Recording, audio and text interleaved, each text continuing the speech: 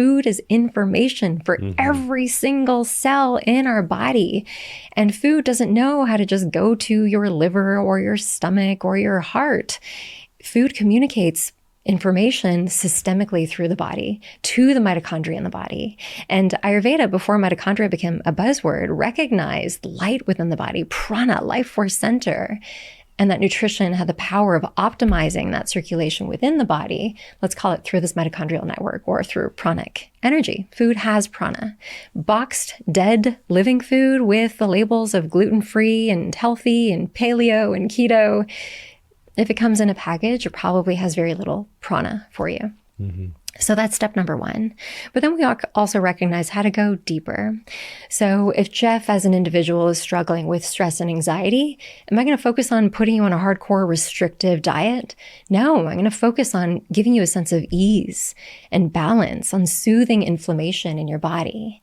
And this is where I love Ayurveda, looking at nature to use things like herbs, which are medicinal, teas that are medicinal. They're highly anti-inflammatory. They're loaded with polyphenols. Again, these antioxidants that naturally lower inflammation to the body, which, by the way, modern Western pharmacological looks at nature to create Western drugs. So why not just go to the source, right? But we've been conditioned that, oh, it's too easy, or it's too woo, right? Or perhaps it's breath work or meditation practice every day that we can align with. And again, it's in that woo category. We've really diminished the power of it because we've never been taught the power to ease our body, to lower stress and inflammation just through the power of breath or the power of mindfulness. So I would say that going to this personalized approach really stems from Eastern wisdom. And for someone like me who relied on the Western system, so after having 2 heart surgeries for atrial tachycardia and 4 ablations and being told that I was going to wear a pacemaker for the rest of my life, there was a time and a place for Western medicine. It really did support me. My heart palpitations really did decrease.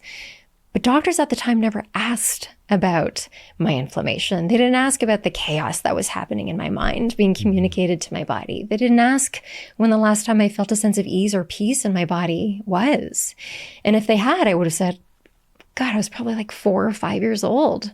Hypervigilance was like my happy state. And we know that when we live in this state of chronic stress and anxiety, even though we glorify it in public, is actually one of the greatest detriments of our health. Stress is the instigation of all disease. And again, ancient wisdom has known this all along.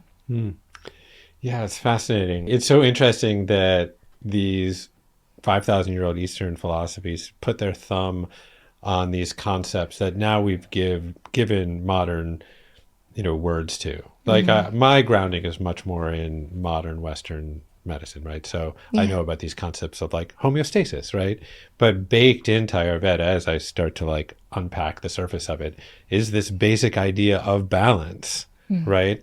And that we are born with this prakriti, right? We drift off into where we are right now, which is the vikriti, right? But our kind of idyllic, platonic, balanced state is the prakriti, is that right? So we always are sort of, our ability to enhance homeostasis, if you will, that riddles the body almost everywhere we look, sort of like blood sugar balance, pH balance, neurotransmitter balance, hormonal balance. These things are like a seesaw. When the cortisol is properly balanced with melatonin, we have the right energy during the day, we have the right sleep at night. So I think it's quite amazing that Eastern philosophy and Eastern wisdom has sort of unpacked these ideas now that we can study under a microscope and give them different names.